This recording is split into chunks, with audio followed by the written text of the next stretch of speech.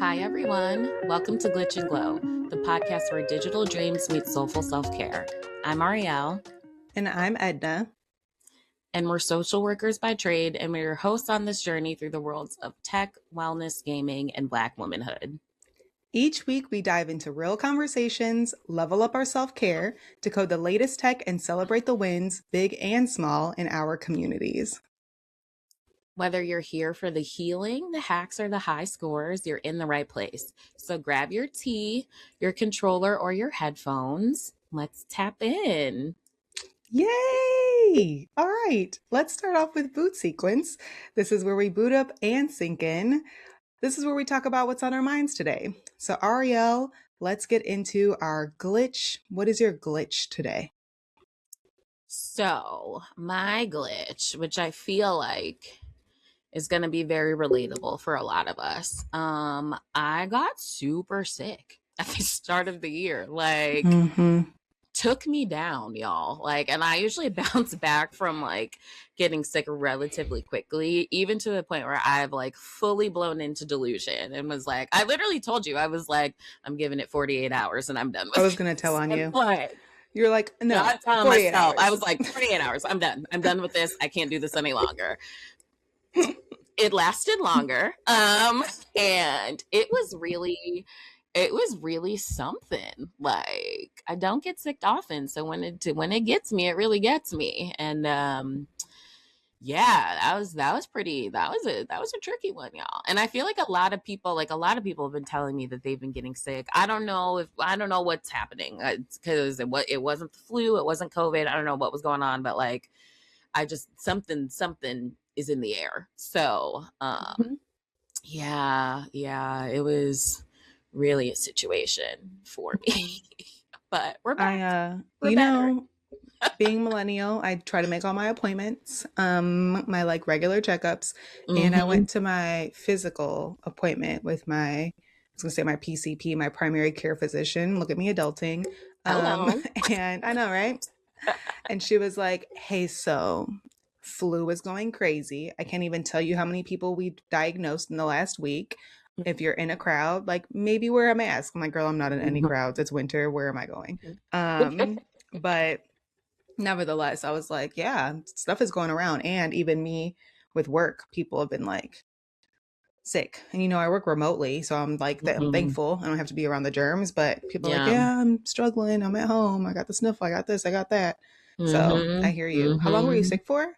The 48 hours clearly was not. Your body was like, okay, girl. Literally was like, all right, friend. I was really bad for about 4 days. And then I That's a long time. 4 days is a long time. Really got me good. Oh, dang. Well, like the days leading up. Work remote. And so I was like, listen, I gotta work. Sorry. But I was able to like get naps in, and I was like going to bed very, very early, and like my humidifier is like blowing in my face. I was like doing like neti pot every like 3 hours. Like I was like, this has got to get out of me.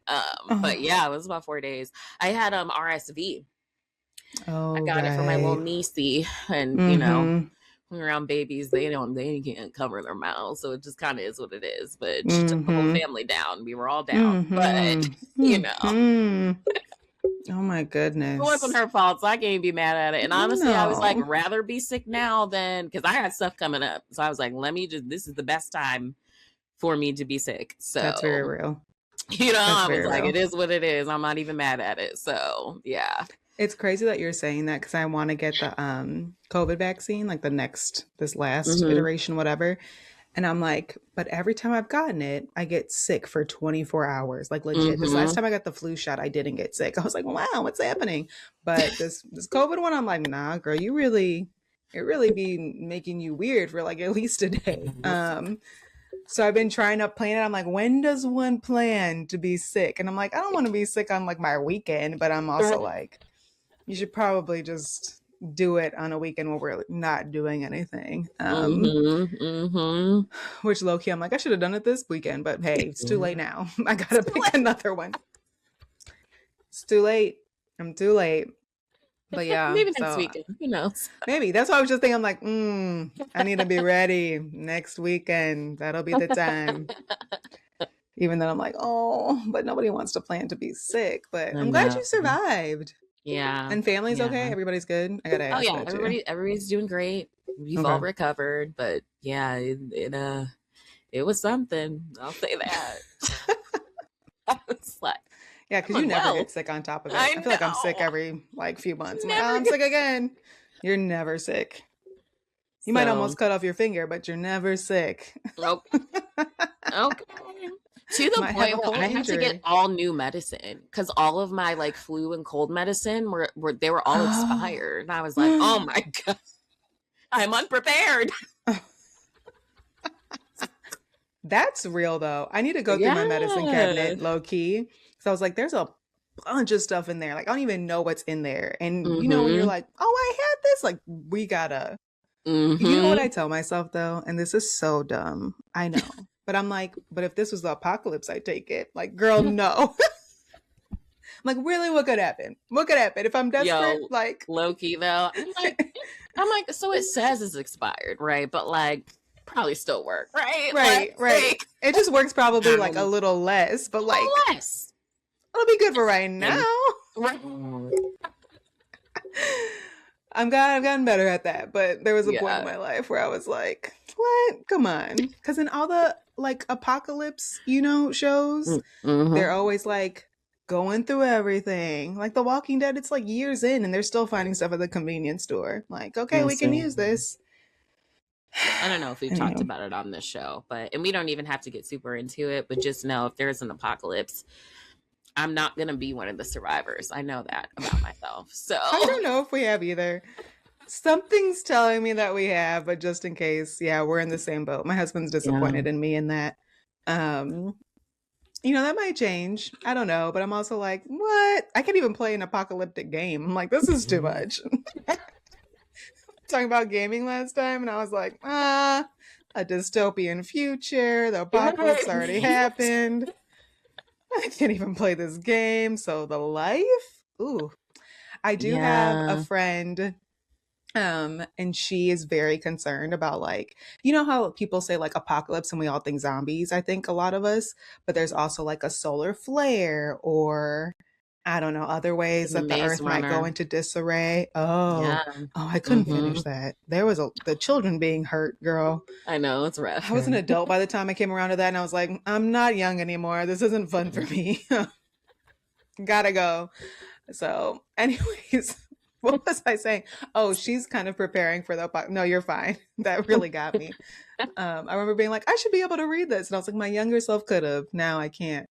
But she's really preparing for the apocalypse, has barbed wire, has a generator. What do you need barbed wire for? In case she needs to wrap it around her property so that people aren't coming into her property. I don't know. She's got a lot of stuff. I mean, some solar planners. But panels. Whoa.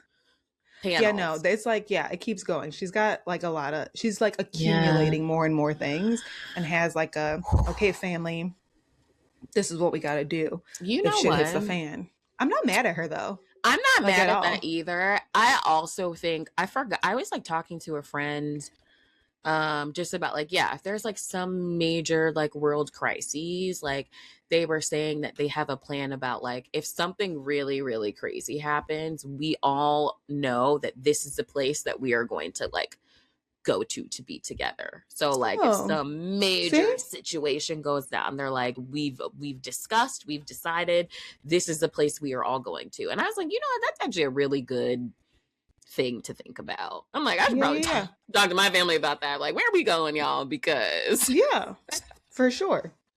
We don't know. For sure. So because it's giving what's that show that we liked with Sterling and Paradise. Cyclops. Yeah, Paradise. I'm about to do a rewatch of that now because it's coming back. I think it's February. I know. I don't think I need the rewatch, but yes, we are ready. You put us on. It was good. It's so good. It was a good time. It was a grand time. I really enjoyed that for sure. So I'm ready for that. That'll be a good time. Yeah. But some of them survived. But that's another way that the world might end. So yeah. I don't know how we got there. I was like, what's your glitch? Like, okay, hard transition. It's like, I don't know. I have to go back and listen to how we ended up here, but my glitch.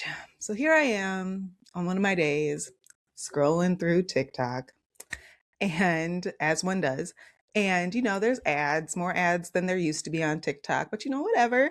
And I come upon a Lego ad, and I'm like, ooh, I love a Lego. Yeah. It is for what they are calling an interactive play with smart play. So they're having these Star Wars sets come out. Yes. Mario, like smart play? No. Oof. So in case you don't know, there's like a smart play system that Lego is coming out with. And in the smart play system, there are 3 pieces that are working together. So one piece is a smart brick. And this is a brick. So like the bricks are like the pieces, right? Like a brick. I'm like doing a rectangle with like the 6 thingies on it. I'm not a Lego expert. I just like to build them. So anyways, there's like the brick. So there's the smart brick, and then there's tags, and the tags tell the smart brick like what it should do. So like the sound it should make. I don't know what else. I've only seen that it makes sounds. I don't know if there's anything else that it does. And then there are smart minifigures, which you can put next to the smart brick. And then the minifigures react differently with like sounds and moods and reactions, they say. And so I think I definitely looked at the comments, and I had my own thoughts before of like, why are we? Why? That's my first question. Why? Yeah. And so my first thought was like, yeah, just the why. Like, do we need to do this to everything? Like add a smart thing, whatever. And then if somebody looks it up and you look at it, I imagine, at least I was like very confused. Like, we're just doing this to be able to create more sounds, essentially.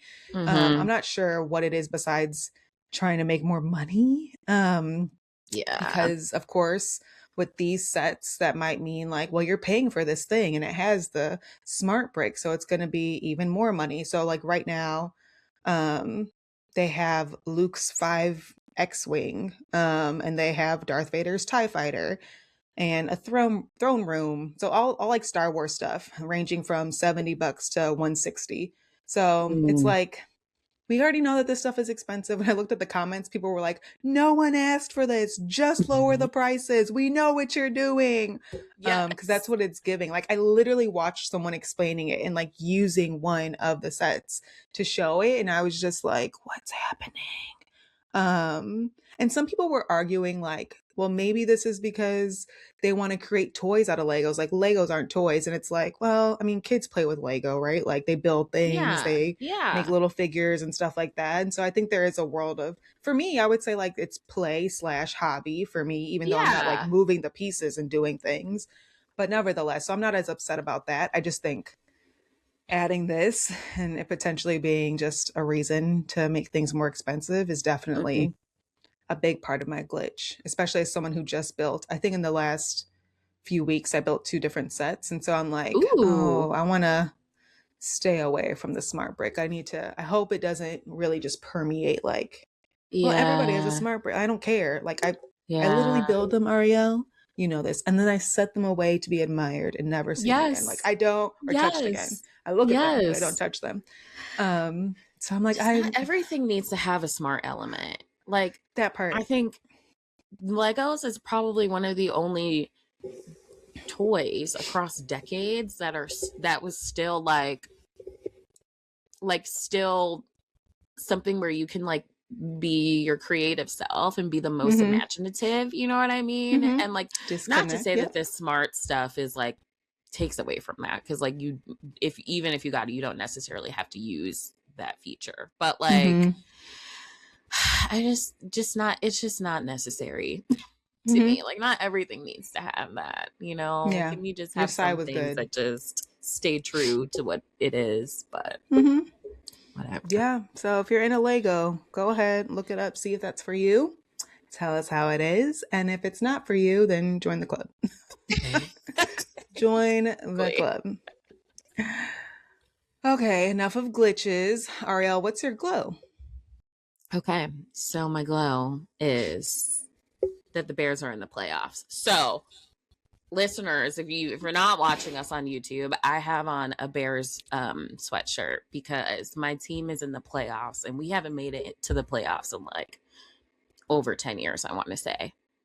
At least 10 years. And I don't think I knew that. Yeah, dude, it's been a long time. That's tough. It's been a long That's why this is exciting. Exactly. And so, like, one, I'm just super excited for the team. It's a very young team. We've got a new coach. Our QB's on, this is only his second year in the game. Like, we are feeling very, very excited about the team in general. But what I really love is just like the energy and the excitement that it's like creating in the city. Like, people are just stoked. Even if you're not a football fan, people are like, hey, I'll watch the game. Like, you know, it, like, I feel like it's one of those things that kind of like creates community.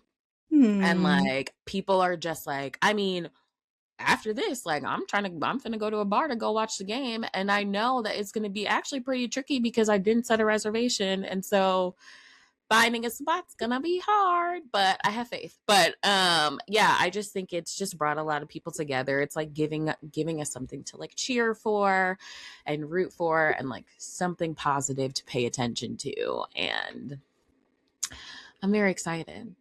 And I like football. So like it's been extra fun for me. So and especially if you're a Chicago sports fan, we've really earned this. You know what I mean? We're very, very loyal to our teams, especially when they're not doing great. And so when they start to really show up and start to perform, it just like makes it even sweeter. So that's my glow. I cannot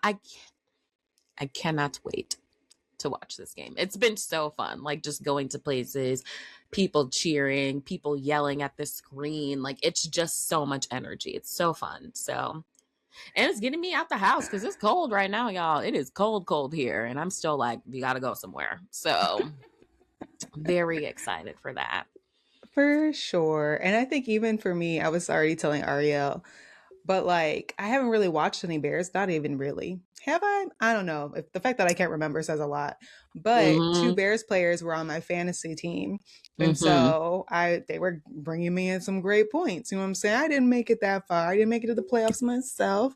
But I was a contender, you know, for like a second there. You know, I was. But I've already griped enough about some of my failures in fantasy football. So they were not part of that failure, though. They always kept me alive. And so now I'm like, oh, it's time. It's time for me to like re-engage. It's time for me to like become, I want to say a bandwagon fan. Like, I feel like I'm always like, yeah, a Chicago team, right? Like I'm down for a Chicago team, but I haven't been watching very closely. So I will also be watching the game later. I'm looking forward to it. It's going to be great. That's all I can say. I mean, we've got home field advantage this game. Also, we've got an extra advantage because it's so cold out and like the Rams aren't used to this kind of weather and it's supposed to snow. I mean, this is the first time I've ever been like, it's fine that it's cold. Like this is the first time like ever. Any advantage we can get. Literally. So win or lose, whatever. I'm just excited. It'll be a good time. It's so fun. It'll be a good time. Because even if y'all, I'm gonna say even if we lose, it'll still be like, but look at how far we come next year. Next year. And there would actually be some real truth to it because we say next year every single year, knowing that it might not be our year, you know? So Gotta be it's like, okay, you know? So yeah. I love that. More to come. Maybe it'll continue to be your glow next episode, and maybe not. We will see. Bear down, y'all. As you cross your fingers. I love it. How about you? What's your glow? My glow is that my birthday happened a few weeks ago, and I just had a great day with my husband. Like, we had peopled before. We peopled during the holidays. Like, I was not trying to people. He's like, what do you want to do? I'm like, spend time with you. Like, not another soul. And so we did that, and we did a lot of things that day. But one of my favorite things that we did was we did a pottery class, like the throwing the clay on the wheel, Oh, like ghost fun. style class. And I've never done that before. Love that. There's no other reference. I don't know another one. It's Ghost, the movie with Patrick Swayze, Whoopi Goldberg, and Demi Moore. I got it. That was like the big three in that. Yep. Well, Demi. Okay. Barely have seen that movie. It was not intimate like that. It was a group of people at a place, but we had a great time. And I really liked it. I'm pretty creative. I like doing artsy, crafty stuff. And so it was really nice to just go and like do something new that was pretty crafty. I really, really enjoyed myself. And I understand why it's hard. I understand why people get frustrated. I think I like also now have a better appreciation for people that do stuff on there. I already did. And now I'm like, oh no, but like I do. Because you got to know how to fix stuff and all kinds of stuff. But I think one thing that was surprising to me, and hopefully this doesn't sound weird, but one thing that was surprising to me was like you have the clay and you have the wheel and you're doing the things, and then you put like all this water on it and it feels so good. Like, you know, when you get the clay mask and it's like really... It's immediately what I thought I hate the word clay moist. Mask. Yeah, but it's like... don't want to say it, but that's what it's giving. It's like giving moisture, moist, like silky smooth. Describing it on here is wild. But it was nice to touch. So it was also I had a great time. Oh man, I'm gonna cry at that. I don't know what it is about that word that really sends me, but you're like, I was already looking down. I was like, I don't want to say it, but it's the only word I know to describe this. And I don't know if I've ever used it in a good way, but it was really nice right now, for sure. So anyways, that's what we did, and it was a great time. So that's a big piece of my glow. Now we have to pick up our pieces. Maybe we have like a week or two before we can pick it up now. So they're just going to call us and we'll go get it. I made a bowl.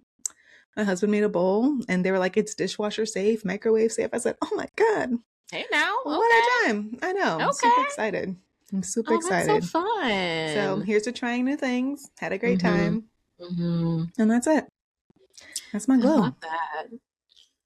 All right, y'all. Well, let's shift on into our next segment, which is Debug This. So our topic for today, I've talked about it a lot on this podcast, but it is actually books, and more specifically we're gonna get into Goodreads. So yeah, we're gonna do it. Let's do it. So okay.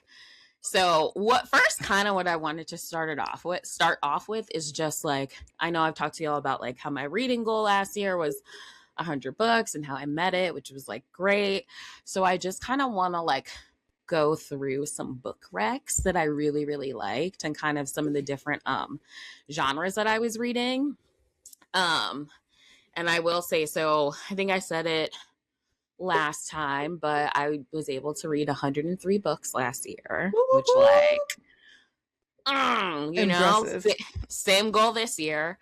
Doing well. I'm on book 5 right now, so we're trucking along. We're doing it. So I don't know how. But really, what helps is that I literally read every day. Like that, at some point, I'm reading something. So like, that definitely keeps me on track. But it's been funny because they'll tell you like your average length of book. And so for mine, the average length of book I was reading was about 400 pages, which I felt like very impressed with myself with that one. Yeah. So I was like, wow, that's a lot of pages. I'm also like, that's like especially if you're reading fiction, I'm like, that feels like a normal amount of pages in a fiction book. Just like very like solid, you know, like not. I've read some that have been 750 plus. I've read some that were like, yeah, girl, some of them fantasy books be long. Who was 750? You remember? No, sorry, I don't. Oathbound, Legendborn. No. Actually, I haven't read Oathbound yet. I'm gonna. Me either. I'm gonna, but I started it.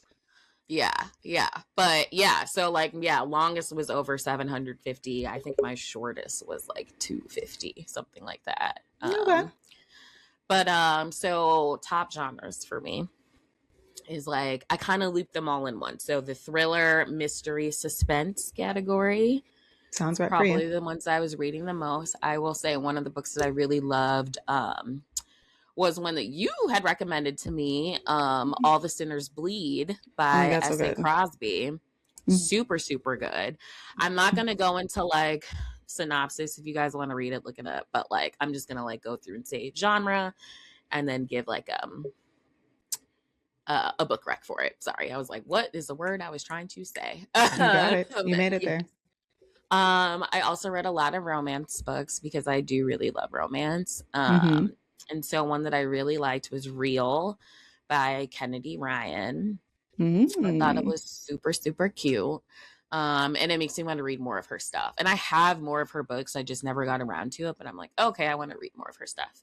A fantasy book that I really liked was called Alchemy of Secrets by Stephanie Garber.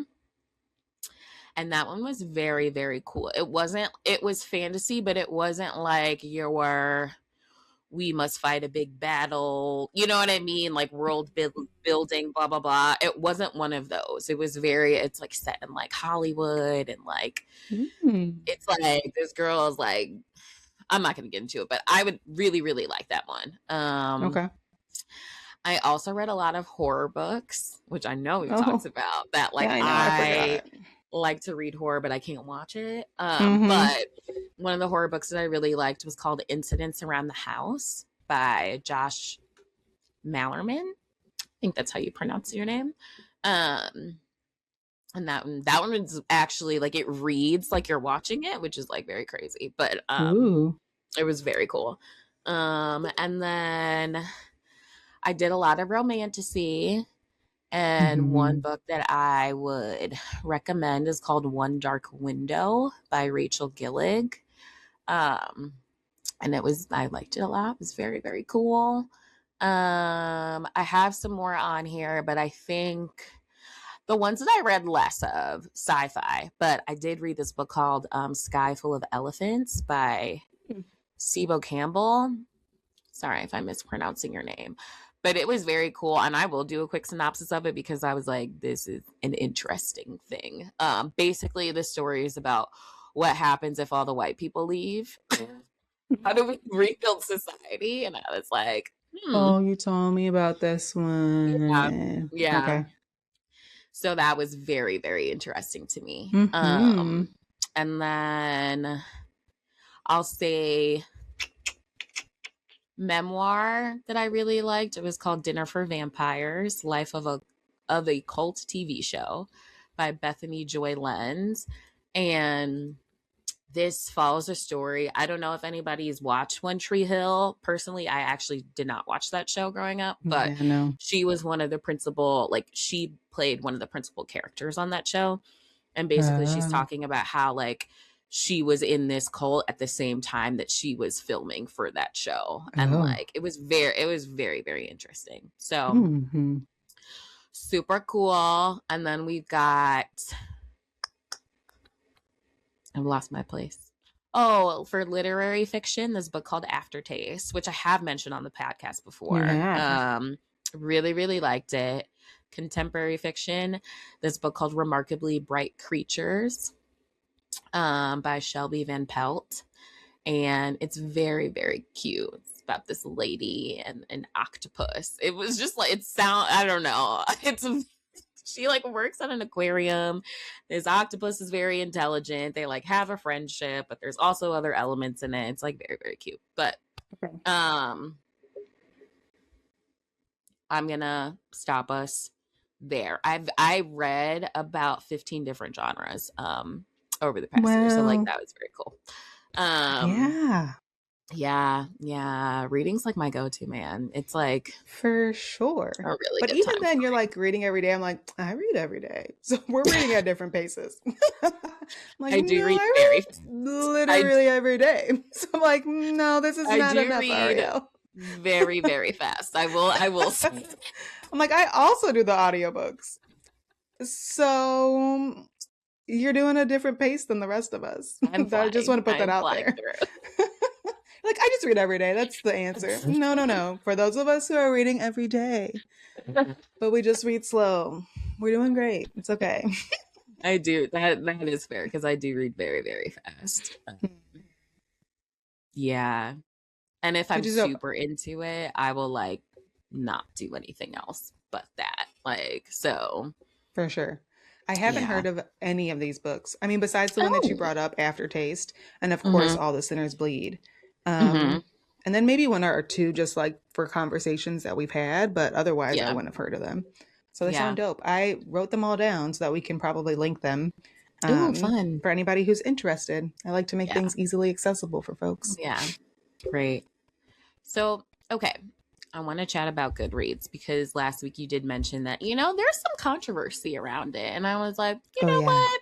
I should get into it because I actually didn't really know. Because it's funny, the way I use it is I don't use I don't do all of the things that you can do with this app. Like, I literally just use it to track how many books I read, but there's a lot of things that you can do with it. So, just a little background about it. So Goodreads is the world's largest online book community, and it was launched in 2007 by Otis Chandler, who is a computer programmer, and Elizabeth Curry, an assistant style editor. And so basically, some of the features you can use with this app is that you can track what you're reading, you can leave ratings, you can write reviews, you can get recommendations. Sometimes if you rate a book really high, if there's another book that author has wrote, they'll send you hey, they're doing a giveaway, you can sign up and see if maybe you can get this book for free. So there are some cool features to it. Oh yes, in 2013 Goodreads was purchased by Amazon. So this is the Goodreads we know today. A long time ago. Yes. Oh, I didn't know that. I didn't know that they owned them now. Oh, the Amazon owned Goodreads now? Oh, yeah, girl. So, that could already ruffle some feathers, right? But it does have over 120 million members worldwide. So, I believe it. Huge. And they were basically saying for publishers, agents, and authors, it's a really massive force. And some people kind of call it a necessary evil because sometimes Goodreads ratings can make or break a book even before it's published. So that's one of the criticisms they were talking about. And so what happens sometimes is that publishers would send advanced copies to readers hoping for buzz, and authors feel a lot of pressure to collect good reviews. But the same influence can also be weaponized if they're they end up getting bad reviews. So pre-bombing a book, like we were talking about with some of the shows or movies or video games, whatever. Into it. It's so funny. There's this horror book that I read, I don't think last year, but the year prior. But the premise of it is this lady is reading all these books. She gives the author a bad review, and then he comes back and stalks her and tries to kill her because she wrote a bad review. And I was like, that's crazy. But read. It's called The Last Word. I don't remember the author, but I had a good time reading that one. But okay, do you think that star ratings and reviews on Goodreads fairly reflect a book's quality, or is it just popularity? That's a complicated answer. I feel like it's both. Because I think sometimes, because the same thing happens on Book Talk, right? Everybody's talking about it. Everybody says this is so great. And then you see somebody, normally the Black women, no, that's not that good, y'all. I don't know who said that this was that good, but it's really not that good, right? So I think it's a combination of both. I don't think it's one or the other. I definitely think it's both.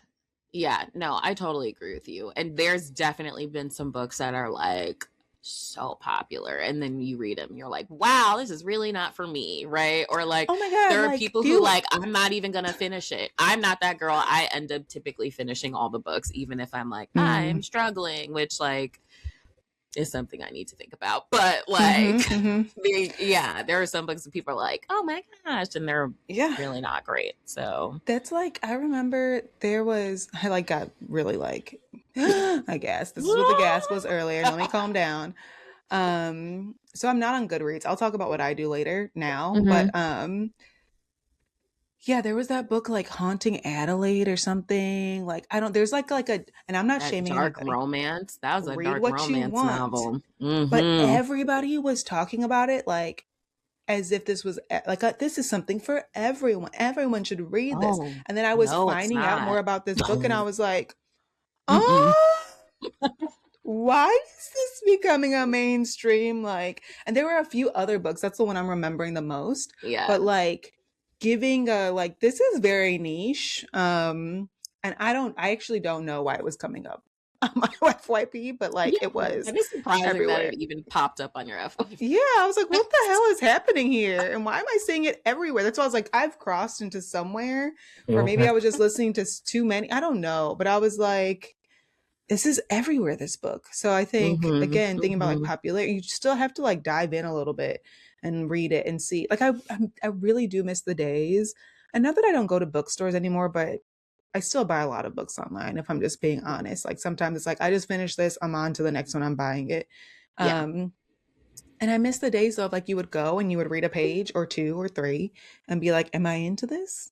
And then you just keep it moving, right? Like, did they get me? Am I good? You know, you just sing a cover in the section you want to be in, and you know, you just pick something and keep it moving. Now I feel like I have to be so intentional. I want to know if it's good off top, you know, like, and I wish that sometimes I didn't do that. Yeah. I mean, I'm not even gonna lie. It's funny because if there's a book that I read that I really didn't love, I'm really hesitant to give it a bad review just because I don't want to contribute to somebody's like potential failure. You know what I mean? So like I don't think I've ever given a rating lower than 3 before. And I've seen some people be like, if I could do 0 stars, I would do it, which I'm like, that feels like a lot. Why'd you finish it? Like, why did you finish it? You know what I mean? Like, why are we here? Your book club made you? You know, so it just, anywho, but actually this is a good segue into like talking about how like the reviews can kind of turn toxic. So, let me see where I got this information. So I got some of this information off of a couple articles from The Guardian, and an article from Time. And we'll have the links for it if you guys want to check them out. But basically, some of these articles were detailing like how a lot of authors can experience like bad reviews, and then like you were talking about like getting review bombed before the books even got out, and how that's like kind of impacted things. So they talked about this person, Beth Black, and she was an indie author who had recently faced an experience that sounded really, really terrible. She had posted a new book on Goodreads, and the next morning she received an email from an anonymous source demanding money in exchange for positive reviews. And the email threatened, and I quote, "Pay us or disappear from Goodreads for your own good." Which, like, what? Like, that's like a book. Like, are you for real? You know? And like, obviously she refused to pay, and almost immediately her books were hit with like coordinated 1-star reviews. So like very much like essentially bots just coming in and just trying to like tank her book because she refused to like pay money to get good reviews. Oh my goodness. Wild.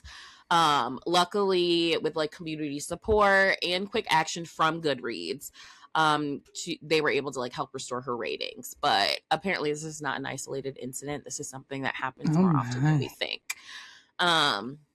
And then they had also talked about a debut author, Kate Corain, and she's on the other side of it. She famously used fake accounts to review bomb rival authors on Goodreads.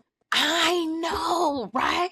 Like, girl, just be confident in your stuff. What are you doing? My goodness. Honey Hoodle. So the fallout with that, once they found out, she had to post like a public apology. She lost her agent, and her book deal was canceled. And this is the thing that like super pissed me off about it, is that many of the targeted authors were people of color, highlighting low harassment and abuse disproportionately affect marginalized writers. So like, so I'm annoyed, but I'm tired from these people. People got nothing better to do. You know, what are you saying? What are you saying? Crazy. What are you saying? The fact that you took your time to go bomb other people, to me, that means that like you're not confident in the success of your book. Like, right. That and blackmailing people is crazy. It's blackmail? The blackmailing? Yeah, I was like, yo. Like these two stories. No, is that blackmail or is that extortion? I think it's extortion. Y'all can look it up. I don't know. I'm like, I don't. This always happens to us. We're like, we swear we know things. I was like, that is so crazy that like, oh yeah, because it's she extortion. refused to pay. Yeah, okay, the practice of obtaining something, especially money, through force or threats. Mm-hmm. There we go. We knew it. And the fact that they went through it is like wild to me. But yeah. Apparently this is, this happens not just to indie authors or like newer authors, but they had mentioned Sarah Stusick and Elizabeth Gilbert. And they both experienced intense public criticism and online harassment tied to Goodreads reviews. And they mentioned review bombing, kind of like what we talked about. And I am not familiar with these authors, but apparently they are very popular authors, and they've been speaking up about how review bombing has impacted like the success of their books and whatnot. So it's not just like the small time ones, it can happen to the big time ones. And so it's just a really big problem, and it's something that happens on Goodreads a lot. So like if you are looking through reviews for a book that you might be interested in, if you all of a sudden you see a lot of really negative reviews, you might not want to super trust it, because like people have their reasons for doing things. And I think reviews in general are also subjective. So like you could read something and be like, I really love this thing, and somebody could read and be like, I really hate this thing. So it's like you kind of have to take each review with like a grain of salt, And I really try not to let bad reviews like sway whether or not I read a book or not, because usually through the synopsis is what's going to tell me like, oh, I'm interested in this, like, let's see. And I try not to get too much into the reviews. And I like to read, like when I read the reviews, I also like to see like, is this just a hater, or like, do I feel like they might be making some like actual like valid points? Because sometimes people will just be like, I hated this book and blah blah blah, versus like, oh, I don't think that the characters were well developed, or you know what I mean? Like sometimes you can like sense a flavor in a review. So yeah, for sure. And I think this makes sense, like for it to be a hotbed of terribleness. I don't have the right word right now, but like thinking about, it's an app. You can also access it online, right? And it's over, what did you say, 1 point something million people? No, 120 million. I was going to say no, 1 point was too little. Yeah, like hundreds of millions of people are using it too. Like it feels very easy to manipulate the system, do whatever the techie people, I don't know, whatever it is. And that sucks. That actually makes me a little sad. I like that you said that though, because I think what you're saying about the reviews and reading reviews in general and taking things with a grain of salt, right? I'm really big on reading reviews for hotels before I go someplace. And if I do see a bad review though, I'd be like, nope. Like it's like, I don't care if it was salty. I'm like, ooh, it was that bad? Oh, I know that was only 1 or 2, but I got to get out of here, especially if they got a picture. No. But I think like... Oh, now when people are providing evidence, that's a different... Right. I'd be like, But I think that the books, to your point, like, yeah, looking at the reviews, but also still taking them with a little bit of a grain of salt, I think is really important, especially if you are interested in it. And I like what you said about reading the synopsis, because that's what we used to do before all the internet things. You would look at the back of the book. You would look at, like, I know Barnes and Noble does it, and I think some indie places do it too. And I love it when they just have like, oh, I'm the person that works here, and here's a little thing about why I love this book, and maybe you will too. I'm like, oh my God, that's so great, right? Like, yeah. I don't need to see all the reasons that people hate books either. Like, this just might be your cup of tea because of this. I like that better than, oh, this is the worst. Granted, I will talk some shit about a book, though. I want to be very clear, like in a book club, to you, whatever. But I also think it's so much work to go out of your way to be like, everybody, unless something really bad is happening, right? Everybody, this is terrible. Right. It's okay. Question that's like not related, but kind of. Do you have like, okay, I'm going to let myself read the first 2 chapters, and by the first 2 chapters, I'm going to decide if I continue on versus not? Like, do you have like something in your mind for like how long it, or what helps you decide if you want to finish a book? No, I'm like you. I'll normally finish a book. I'm trying to think of books that I haven't finished lately. I'm struggling with this audiobook that I'm listening to right now. I can't even remember what it's called. It's one of those like corny, super corny books, Christmas time romancy, man of Christmas past falling in with real life present girl, but he's a ghosty. Like, I think it's just, I'm having a really hard time. Like, he's a ghosty. Absolutely.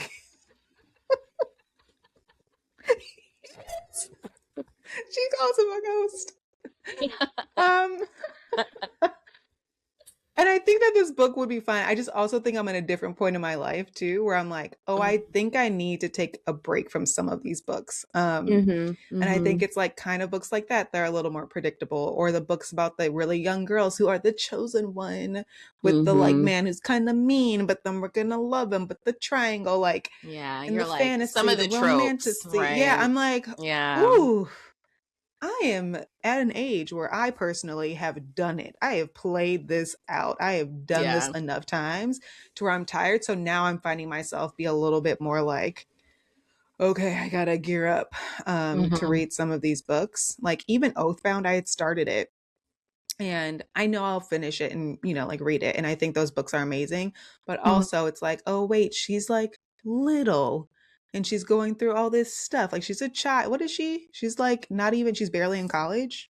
I want to say she's probably like 18, 19, something like that. And it's like, okay, like, I don't know. I'm just kind of, I'm at a point now where I think now I'm getting to a point of being like, oh, okay, maybe I don't want to finish some of these books. But I actually also can't think of a book that I haven't finished in a long time, if that's been the case. So I normally do finish a book, unfortunately, especially if it's my book club. I'll be like, ooh, I'm gonna make it. We're gonna finish it. Yeah, I gotta, even if it's afterwards, like I gotta know what we had been talking about before. So no, I don't, but I'm trying to get better at that. Like there's so many books in the world, but also then you'd be spending your money. So you're like, or you're too hopeful. You're dumbly hopeful. You're like, oh no, this is it's gonna turn. No, it's not gonna turn a corner. We're gonna. It's slow, but we're gonna get there. Like it's, you know. Sometimes it doesn't. No, I have a book. I have one book that I didn't. What's after Fourth Wing? Iron Flame. Yes. Can't do it. Yes, that's true. Iron Flame. Can't do it. You didn't finish Iron Flame. That's one of them thick books. That's a thick one right there. It is. And I shouldn't have done it because I didn't. Okay, I'm not trying to talk shit about this book. I just told y'all I'm over the books with the children being the chosen one, doing whatever with their magic. I don't care that there's a dragon. For me, I'm just like, it's not for me. But you loved it. I have other friends that loved it. It was everywhere. I was like, okay, I'm gonna get through the first one. The second one's out. People are hyped up. It's going to be a great time. And it was so slow again. And I just noticed I really didn't care. I did not care. I was like, I don't care what happens to this girl. I really, truly could care less. So that's actually the most recent book that I DNR'd. That's so funny. Yeah. I think there's only one book I can think of that I DNR'd. I can't even remember what it was because this was a few years ago. But I was like, I just couldn't do it. I think that, what's it called? Like Vladimir or something? I don't even know. I don't even remember what it was. But like, I think I got through like maybe halfway through and I was like, girl, you don't have to do this. And I think that was the first time I actually like followed that. Because there's some books I read where it's like, yeah, you don't have to do this. And I'm like, oh, whatever. Let me just like keep going. But with that one, I don't know what was happening in my life for me to be like, just put it away. It's fine. Yeah. But it was one that I had bought. Like I had bought it. I was excited about it. And I was like, man, this is tough. This is a tough one for me. So I'm also thinking about us as people. And like, I think a lot of y'all know, I think we've said it enough times. We've known each other since middle school. And so like, we've always loved reading. Even for school, we read every book. But even then I'm like, but there was one book. And no one could read it. And even our teacher was like, damn, if they can't read it, like, don't worry, y'all. You only got to read a few chapters. I remember she was like, you only have to read the first 10 chapters of it. And we were like, we're gonna do it. And then we started reading it. And I was like, nope. Didn't it's even the make only it. book we literally Cliff noted the first 10 chapters of that and struggled through that. Yeah. And I remember like owning up to that too, and being like, girl, I could not do that. Like to our teacher, being like, I'm sorry, girl. I couldn't do it. I don't know. She was like, yeah. I feel like we're like doing the thing where we're waiting to tell what the book is. I don't want to do that because it's a classic. You know, people I'll really say love it. It was The Grapes of Wrath, right? Yes. And they had a whole chapter about a tumbleweed. I'll never forget it. 35 pages of a tumbleweed. It. Oh, it's this book about the depression. You know, no, we're going to do this. It's because they say that there's all these classics, right? The classics. They're very white classics, right? Like these are experiences of white people 9.5 times out of 10. And so I think hearing about the white people's experiences during the depression and the tumbleweed and whatever, like that matter, that's good. Man. That's good stuff for someone. Not a classic that pertained to my life and my people's experience. So I don't know. That's one book I really think about as far as like, couldn't even. We've done so many books. We tried and was like, not even the Cliff Notes I can't get through. Like, that's tough. Like, like, take this off the list, please. Literally. Help us. We read everything. Literally. Please take this one off. We read some suspicious books to be reading in high school. Yeah, take this one off the list. Anywho.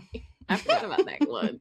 That tumbleweed stuck out because I was like, are you serious? I'll never forget it. Yeah. We were so taken aback. Anywho. I don't recommend that book. I don't care. I don't care who tells me any. Well, actually, I don't give a shit. I'm not gonna read it. It's not for me. I'm glad it's for some. It is not for me. Okay, so let's get back to Goodreads. A lot of critics argue, right? A lot of critics argue that like Goodreads lacks the oversight and professional standards of like traditional literary criticism. And I think it's just because anybody can say anything about it. And it really does have like an impact on the success of books. So I never thought about that. They should have like what is it? Rotten Tomatoes. They should have like a critics and then audience. Yeah. They should do that. Oh, that's such a good idea. Because like I think that's actually perfect.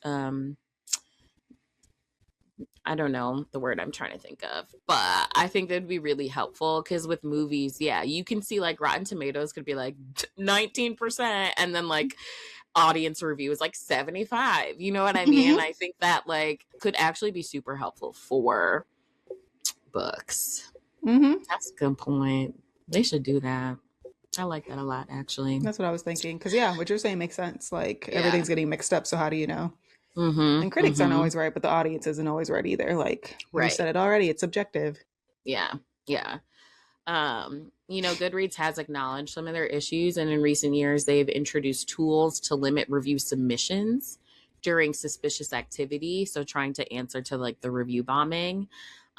They've also updated guidelines to prevent harassment, and they continue to invest in technology to detect inauthentic reviews. So investing in tech to make sure that people aren't, getting reviews by bots or whatever. So I think that, they are trying to do some things about it, because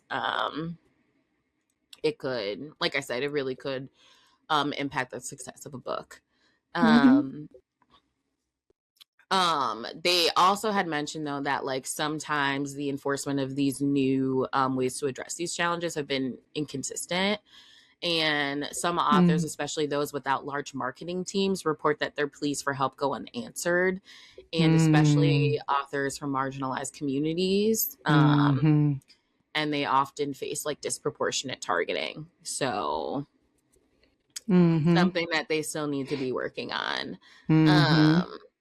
So do you think that Goodreads does enough to protect authors from abuse, or that they can do more to protect authors from abuse? Hell yeah. I mean, just hearing what you're saying, I don't use Goodreads, like I said. And then thinking about like the AI of it all. I remember people started talking about like the books that they would recommend, and again, they're not recommending books by people of color, and especially not Black women and stuff. So it's like, this is clearly all bias. And then that again leads me to AI, and what AI are we using, and where does its bias come from based on what is the input? What are you teaching it? Blah, blah, blah. And so I feel like everybody in AI needs to figure that out. But especially with the books, like, especially if you're looking for books that are by Black women and or other people of color, it's like, come on, bro. If I'm looking and I still am having a hard time, this isn't cool. So let's talk a little bit about like other platforms that we can use, because even though Goodreads is the most popular, it is not the only one out there, friends. So I want to give a little bit of shine to this app called StoryGraph. Oh my God, that's the one I use. Yeah. Okay. Excellent. Yes. So let me give a little background on StoryGraph.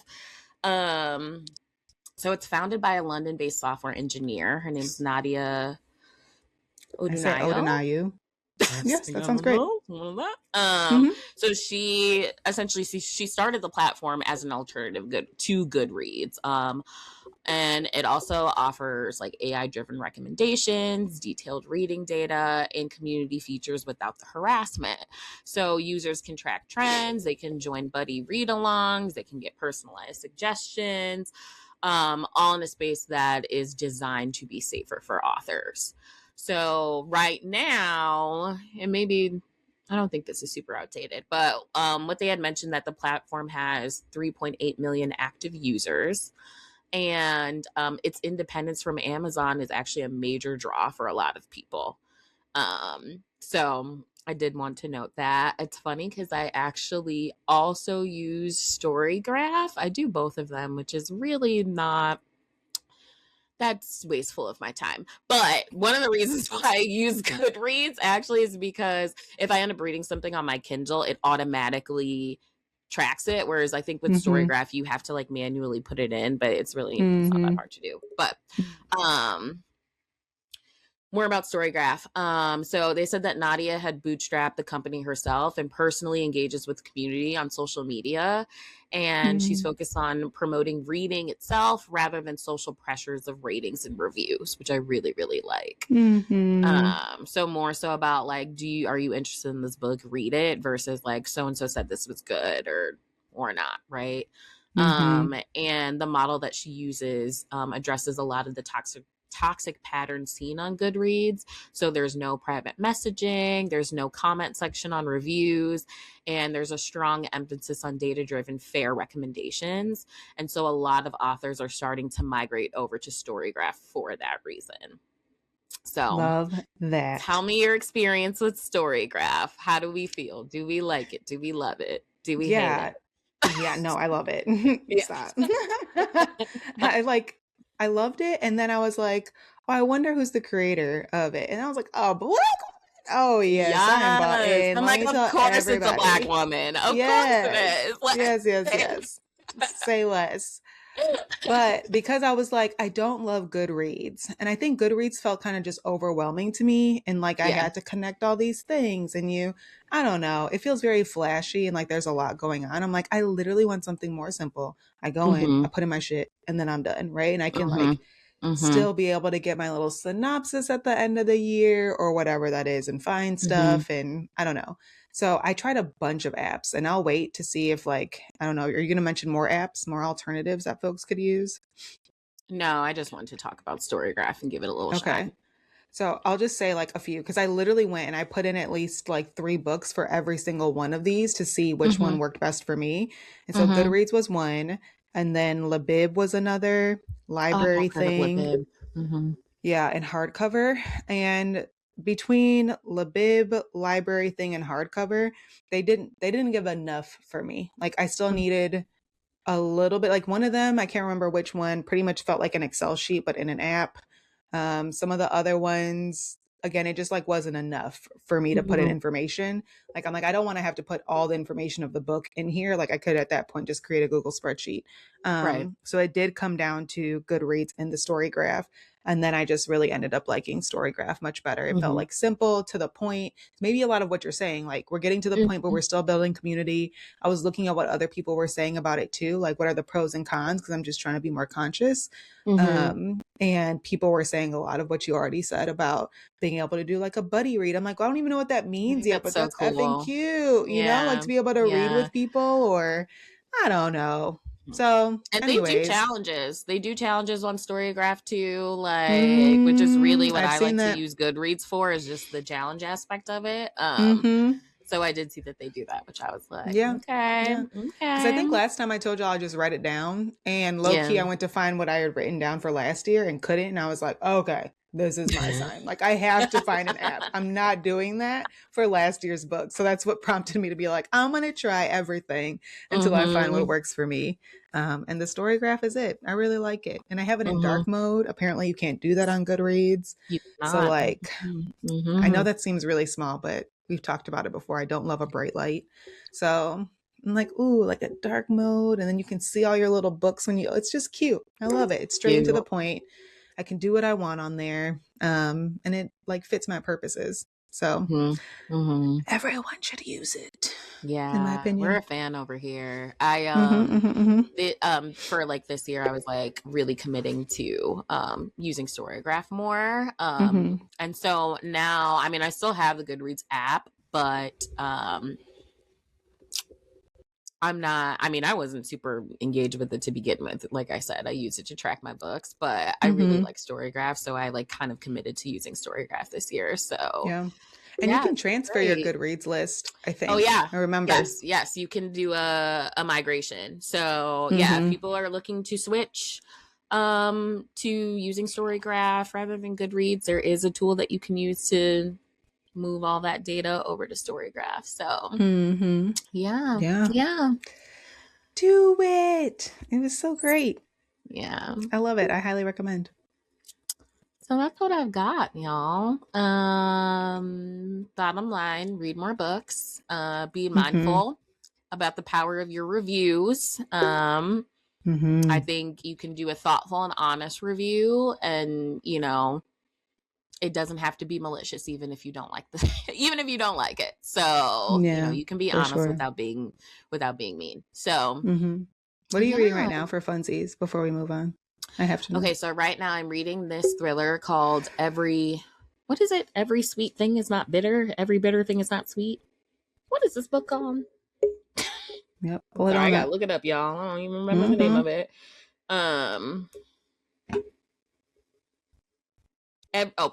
Every Sweet Thing Is Bitter. That is what it's called. So far, it's cute. We'll see what happens. This lady, she has to go back to her hometown because her mom is missing, and all the things from the past kind of bubble up. And so, yeah. So we'll see what happens there. But that's what I'm reading right now. Nice. Very on point for you. What are you reading right now? I'm reading really 2 main books right now. And because I think I told you, I'm trying to read a nonfiction book before bed and then like a fiction book for like funsies. And so my nonfiction book is called The Rise and Fall of the Dinosaurs. And it's low-key a really good time. Fun. Yeah, like it's literally going through the earth and evolution and all that stuff and talking about dinosaurs and how they began. And I don't know, I've had to look up dinosaur names now to be like, how are we saying this though? But anyways, it's a really good time. I do recommend if anybody's even remotely interested in a dinosaur, take a look at that. And then I'm reading The Lost World, the sequel to Jurassic Park. Having a great time. We're staying on theme right now. Yeah, I think it was a mistake to read so many dinosaurs at the same time. Because I'll have to be like, no, this is the real science. And then I'll read Jurassic Park and be like, no, I can't believe everything I read. But also, apparently, Jurassic Park and I guess like the world is really, I guess, one of the most accurate portrayals of the actual science or whatever. And so, yeah, I think there's a lot of things that I'm reading that I'm like, oh, wow, but I've learned this about dinosaurs that's actually more factual because the rise and fall of dinosaurs is more recent, blah, blah, blah. But it's really interesting and it's been really good. And it's also like a thriller, right? Because they're being murdered by dinosaurs. So it's a good time though. So I also recommend if you're interested in any of the Jurassic Park movies, like the books are actually good. They're actually a really good time. Also have to look up how to say words there. I feel like I'm pretty good with dinosaur names, but like that could just me misremembering. But I'm like, girl, be good at that. No, there's one. Okay. Say it still. I have looked this up. I've looked up multiple videos. Swear I know how to say this. Okay. Nope. Nope. I'm gonna give it one more try. If I don't have it. Okay. Compsognathus. Compsognathus is the name of this. That? Compsognathus. Compsognathus. Oh my gosh, that looks like a bird. Yes, girl.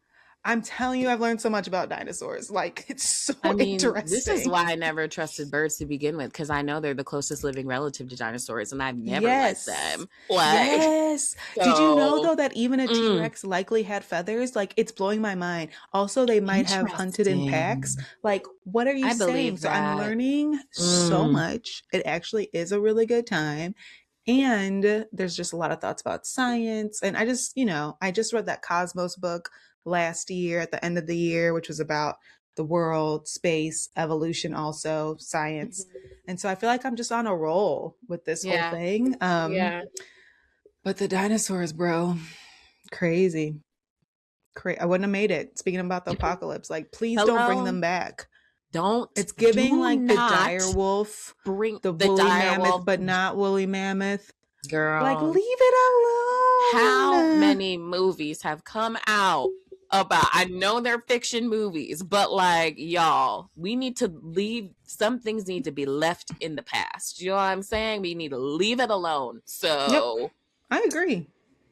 That's all I have to say about that. We gotta leave things alone. And they don't need to be here. They don't need to be here right now. These books talk about this stuff. So what is it called again? I'm like low-key. I'm like, let me add this. I'm like, low-key, read Jurassic Park because they talk about it real good. I'm like, ooh, they're giving me language. Yes. Bioengineering. Tell me more. Genetics. Okay. Oh my goodness. It's really good. So that's my nerdy thing. That we spent a lot more time on that than I thought. That's what I'm reading right now. 2 dinosaur books. That's the one book I finished so far. So you're like, I finished 5. I'm like, what? I read 1 Jurassic Park book. How did you read 5 books already? I love it. I love it.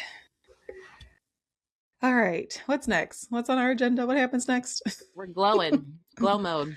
Oh, yes. We're shifting into glow mode. Okay, yes, we're shifting into glow mode, and this is our space for wins, wisdom, and words that lift us up. Arielle, what you got? What are you focusing on over the next week? Hope for the Bears. Oh, no. I'm not even gonna okay. I was like, what's happened? Are you okay? I immediately thought it I know, you're like, this is deep. No, I am just please. Football. Hope. This is gonna be a really tough game. And so that's it. I am hoping for a Bears win. Yep. So that I can continue to watch the playoffs and not feel salty about it. And that's it. Yeah. And I actually have a couple crafting projects that has nothing to do with hope, but my intention. I have some like crafts that I gotta bang out because I have a deadline. And so yeah, you do. One of those crafts is for me, I'm imagining. It is. It is. I was like, ooh, we need to lock in. So awesome. Love that's that. what my intentions are. I got a little craft situation. So what about you? I think this relates to me a little bit. I was gonna say productivity. I feel like there's a lot going on, and I've been like, rest. Like my rest is resistance, like rest as much as I can. And now I'm like, oh, we really rested. We have work to do. Personal and professional, we gotta pick up the pace. We cannot play for the rest of this month. So need to get it together. Like, girl, yes, you have leaned into rest. So you're like, now we gotta yeah, a little bit. You know, we talked about that work-life harmony. We talked about the priorities, you know, up and down. My priority needs to go back to work. So I'm gonna be prioritizing, you know, getting stuff done off the personal checklist too. So productivity. That's real. I love it. All right, y'all. So remember, you can tune in on YouTube and Spotify, and you can also follow us on IG, TikTok, or email us at glitchandglowpod@gmail.com. We will see y'all in 2 weeks on Tuesday, and as we power down, remember, every glitch has a glow up. Bye, y'all. Bye.